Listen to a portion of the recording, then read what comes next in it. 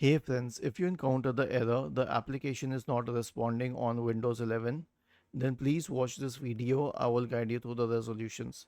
So here's how we will proceed with this. Let's say that the application was ShareX. So what could you do about it in this case? Obviously, you can restart the computer, but if the application is heavy and not compatible, for example, if it's a heavy game, then you cannot do anything about it. If the system, even if it meets the system requirements, one thing is simply meeting the system requirements, and one thing is beyond that. So the next solution will be that you can search for this and then click on app settings.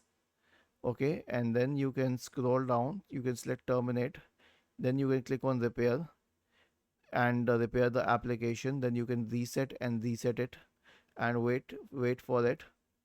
Then you can uninstall it and then uninstall it and uninstall the application. Then you can search for store in the Windows search bar and then go to the Microsoft Store, and then you can search for ShareX.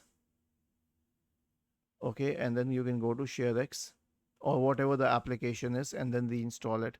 This is the best you can do, but again you have to scroll down and check if it meets the system requirements. Even if it does, merely meeting the system requirements is not sufficient.